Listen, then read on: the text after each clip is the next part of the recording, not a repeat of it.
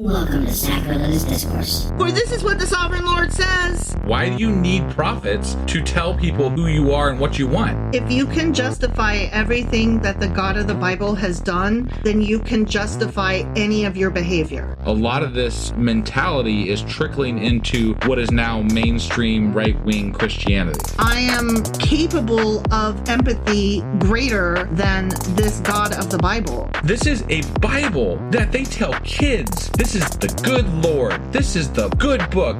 He is fantasizing about murder, mass murder. Head over to sacrilegiousdiscourse.com right now to find out how to leave us a review or support us on Patreon.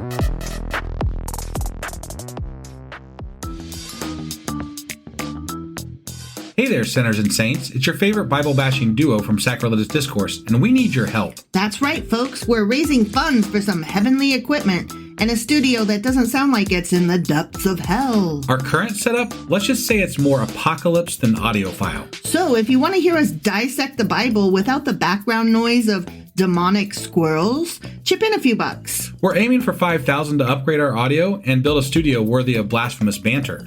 Donate today and help us spread the good word of atheism. You can find a link right on our homepage, sacrilegiousdiscourse.com. Every dollar counts. Even if it's from your collection plate.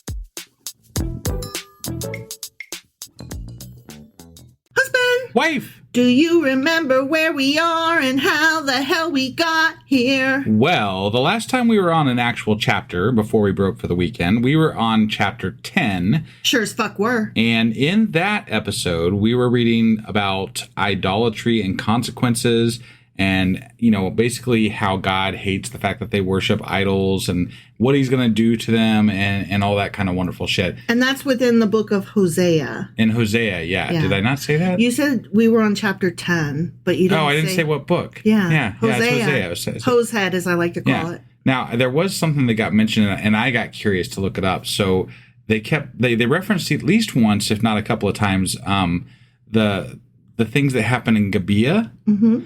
And so I looked it up because I couldn't remember what that was referencing. Okay. And it's in regard to, do you remember when the Levite and his concubine went to this guy's house and then everybody came to the door and wanted to rape them, basically? Yeah. You remember that, I remember right? I cried about that because they kicked the girl out and let the guy stay. Right. And then they chopped her into a billion pieces. Well, he chopped her into 12 pieces to send to the other tribes. Yeah. Yeah, that's what that was referencing. Yeah. And that was, I think, it was originally in Judges 19 through 21. Okay. So if you want to go back and reference that as to what that actually was, that's what it was. Because we would rather rape and kill a woman than have homosexuality. Right. Yeah, that was terrible. Yeah. That was terrible. Mm-hmm. So anyway, I didn't know what they were referencing when we were reading it because I couldn't remember what that was about. Got it. But now I do. And I'm not sure I wanted to. But right. It is what it is. Thanks, Obama. Yeah, right. So that was Hosea chapter 10. Sure as fuck was. Which means that today we're getting into Hosea chapter 11, or Hosehead as I like to call him. All right, let's do this. Okie dokie.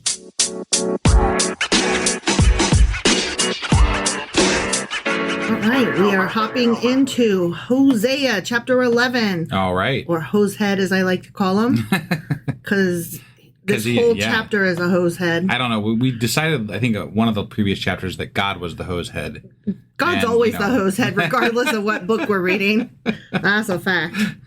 All right, ready for this? I'm ready. This is God talking. Okay. Or this is Hosea talking for God talking. Got it. Okay. Yeah. Does that make sense? Sure. Okay. When Israel was a child, not the dude, but the land, the people, the whatever, the country thereof, sure. the nation. Okay. I loved him. Aww. And out of Egypt I called my son. I did. I don't know that he loved him so. Do you remember what happened on that trip? He called him. Yeah, but do you remember what happened on that trip? He made them take like 40 years because they kept complaining about being tired and hungry and hot. And then he threw birds at them and he killed a lot of people along. He didn't love them that much. No, he only loved them a little, like just I don't know. It wasn't great. That's all I'm saying. Yeah, I would like to not be loved by that guy.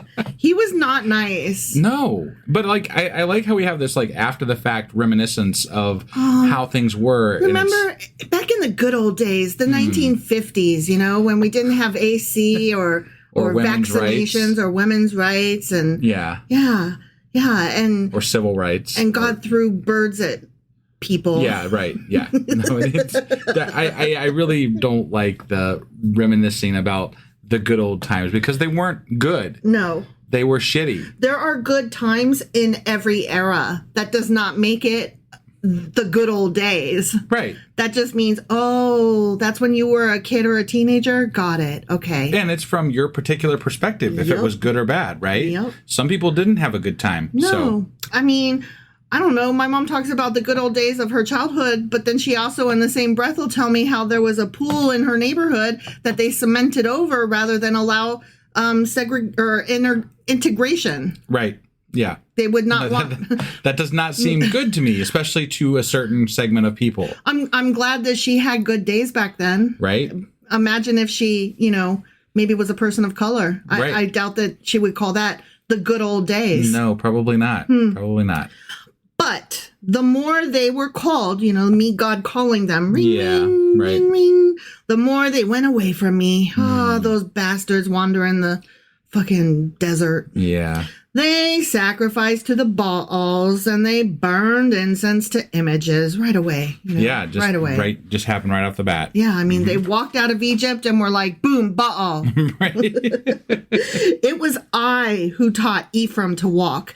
And I just looked it up, and he is using Ephraim synonymously with Israel, with Jacob. I kind of figured that's how it seemed. I thought so, but I just wanted to confirm that he is using those three interchangeably. Okay. So I think Ephraim is actually like a city of, but... Got it. It's a representation of the rest of the northern Israel states, whatever they were back then. Indeed. So, yeah. Yep. Okay. So it was I who taught Ephraim to walk, God who taught those people. Sure. Taking them by the arms, but they did not realize it was I who healed them. I mean, you would think he could have let them know that, though. Well, like if he's healing them, if he's doing these wonderful things, you would think he could make it known that he is the one doing that. Moses, and Moses was telling everybody, and Moses is who gathered the people and was like, let's get. Yeah, but Aaron was making a fucking golden calf while he was up on the mountain talking to God. Oh, that was several years later after they'd been wandering the desert for a bit. Still. When they were leaving, though, remember there was like all those plagues? Yeah. And stuff? Right. They knew the deal. They were like, oh, this God's scary. I don't know that they did, because even Pharaoh was like, I don't know, man. And he had magicians or whatever the fuck they were doing similar things. Like he was like, they were having a contest of who could do the worst shit or the craziest stuff. My frogs are bigger than your frogs. and Pharaoh kept being like, nah, man, I don't believe in your God. Okay, but they did believe, the people of Israel did believe, because that was where Passover started, because they put the mark or whatever so that the firstborn child, every firstborn child, male child, whether it was like an animal or a person, would die, and the angel of death would know to pass over them. Right. And so they did that. Cool story, bro. But like, that may have never happened. Or it didn't happen. Like, okay. Well, if we're going to talk like that.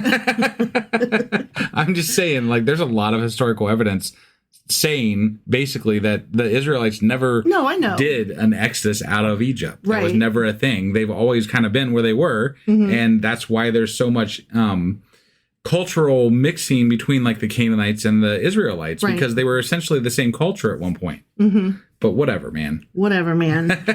Well, I wasn't going down that part of the story. I was just chasing down the biblical story. Well, did they know about God? And I'm saying yes, they did. According back then to the Bible. According to Moses, who wrote that shit down. Which is according to the Bible also. Yes. I mean, we're basing a lot of shit off of a text that we barely understand. Right. No, that's true. and it's not even the first draft, because the first draft, like when he climbed up the mountain to do the 10 Commandments, that draft broke. I want to, I'd be curious if that was a different draft, if there was different rules. And how many? Yeah. Like maybe there were only like 8 the first time. And then when it broke, God was like, hang on. I'm glad that happened anyway. Right. I had something else to tell you. Yeah, had some stuff in there. All right. So anyway, they did not realize it was I who healed them. I led them with cords of human kindness, with ties of love. I did see this in the notes. What he's talking about basically is like a child leash. Oh, okay. Like, when they're either learning to walk or when you're walking through a crowded area and you don't want to lose your kid. Yeah. So I led them with cords of human kindness, with ties of love. Like I was pulling them like puppet string kind of things, I was pulling them along and they didn't know that it was me. I don't believe, like, that doesn't even ring true with the stories that we read. No. But you did not, God. Okay, whatever. Hosea, you telling stories on God now. I think Hosea doesn't really know the story, I wonder, because there was a lot of talk. We talked about this where there was a certain, I can't remember which prophet it was, but there was it was either a king or a prophet that brought back the book of Moses. Yeah.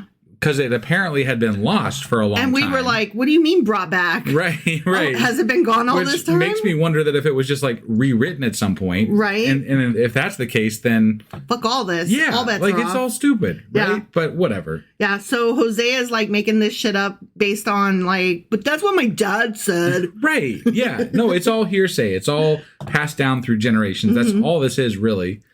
To them, I was like one who lifts a little child to the cheek, and I bent down to feed them.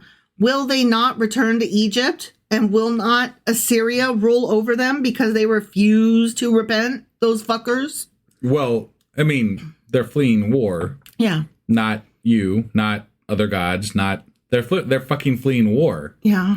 So whatever, man. If you're God, don't have war happen. Well, the reason that they have war, they brought it on themselves. They weren't doing the right worship stuff. Yeah. Okay. God would take care of them if only. He's God. Yeah. He could do whatever the fuck he wants. Yeah. So you made them that way. Yeah. So fuck off. A sword will flash in their cities. It will devour their false prophets and put an end to their plans. You keep saying that. Mm-hmm. My people are determined to turn from me. They're not just that they're doing it, but they are determined to do it. They're like, that God sucks, man. I am turning away from him so hard. It's like a married couple where one of the spouses is cheating and the other one's like, my spouse is just determined to be a harlot. I don't know how to fix this. They're just determined to fuck around. I can't. Yeah, right. Determined. Right, yeah. My people are determined to turn from me. Even though they call me God Most High, I will by no means exalt them. So they call me God Most High, but then they be worshiping them Baals and shit. They call other gods the Most High. What I did, look, we've talked about this before. Like, they worship other gods. They worship multiple gods. It's kind of like when you're a kid and you accidentally call your teacher mom. Right, yeah. Or you accidentally tell one of your friends as you're hanging up the phone, love you, because that's what you always say when you hang up the phone with your mom, and you're like, God damn it. And then you're like, no, I don't. I mean, I do, but I don't. You're probably fine, but that's not the words I would have chosen just then. Right. Let's pretend this never happened. Yeah. How can I give you up, Ephraim? I just can't get over you. No, wait, what is it? I just can't quit you. Yeah. How can I give you up, Ephraim? How can I hand you over, Israel? How can I treat you like Admah? How can I make you like Zeboim? Okay. Who the fuck are these people? No, those are cities, and I have some notes about them, which I will access here in my notey note file. Note place. My note place. Your note place. Some people have a note, don't touch me there, and I have a note. Yeah, okay. All right. The problem is that we prepped for 4 episodes, so you got to scroll through a lot more notes than I you just had do. to scroll through all 4 episodes. Yeah. Okay, so now I'm like, where's that city? Where did it go?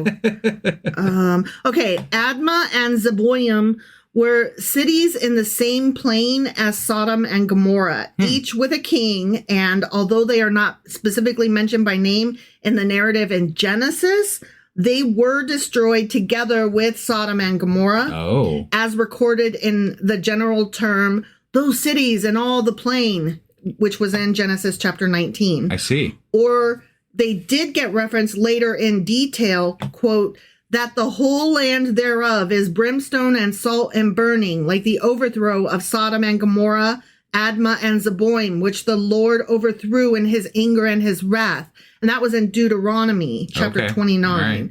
So scholars typically link Sodom and Gomorrah with the Yahwistic tradition and Admah and Zeboim with the Elohistic tradition.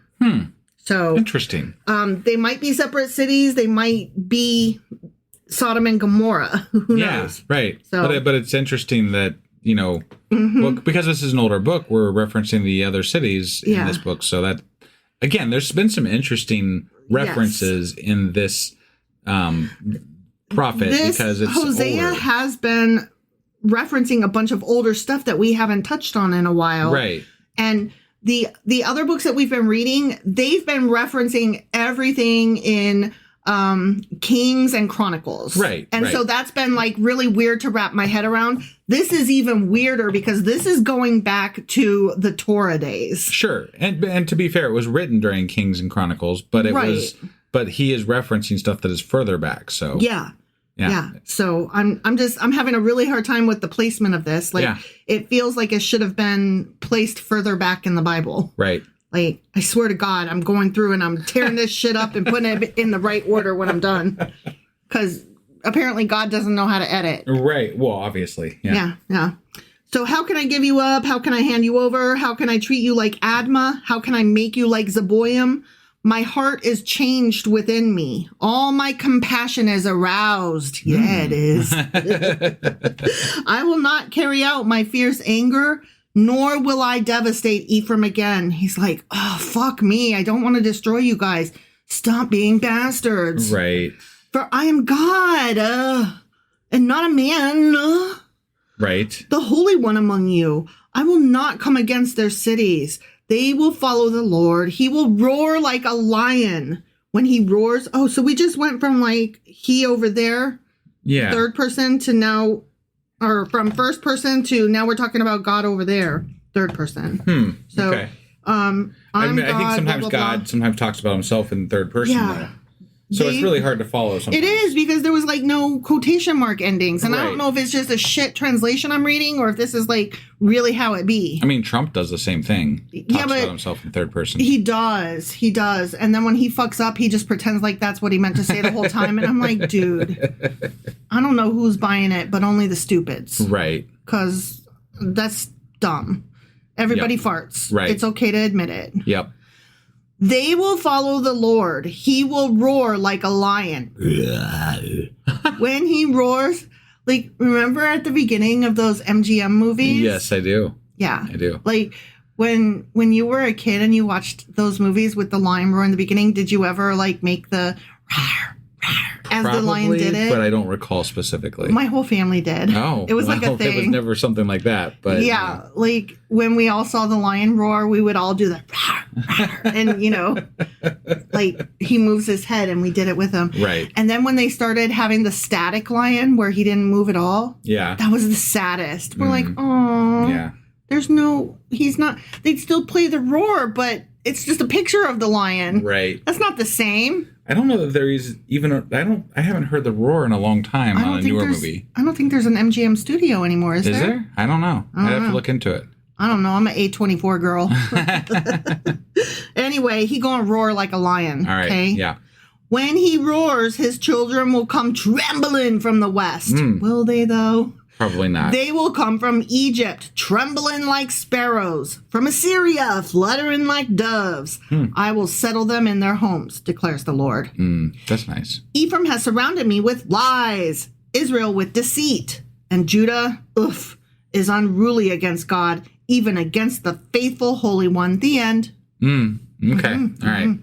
So they're, again, more dissing the northern tribes and saying, Judah, you better watch yourself. You're getting bad, just like them. You know I'm going to have to punish you soon. Don't make me punish you. Don't make me do this, man. Like, I don't want to kill you, but I will. I don't make me murder you. Right. You have it coming. But I don't wanna. I can't help. If you do this, it's because you did it, not because I did it. You brought this on yourself. Even though I'll do it. but I'm not the one doing it. You're doing it, not me. This'll hurt me more than the dead you.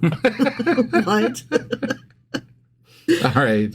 That was Hosea chapter 11. Sure as fuck was. Which means that we will be back tomorrow with Hosea chapter 12 or Hosehead. All right. We'll see you then. Bye.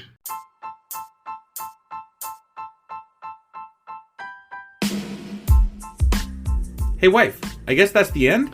But husband, that's just sad. It doesn't have to be. We are on lots of social media platforms like Twitter. Our handle there is sacrilegious_D. For D's nuts. Oh my God. Stop doing that. Anyway, we're also on Facebook, Instagram, and Pinterest. There's a link to all of our social media sites at our website.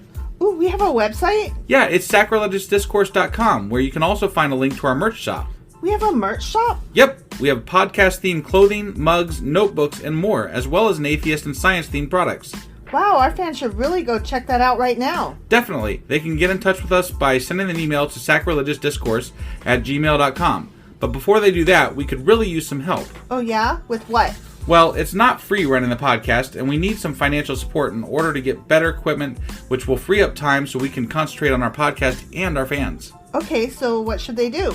Head over to patreon.com/sacrilegiousdiscourse and sign up as a contributor on our podcast. Supporters there receive additional bi-weekly episodes that we record just for our Patreon members for as little as $2 a month.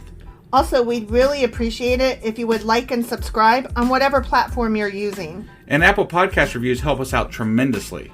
Like and subscribe. Leave an Apple review. Join us on Twitter. Support us on Patreon. That's a lot of instructions. Don't forget to say thanks. Thanks. Okay, bye.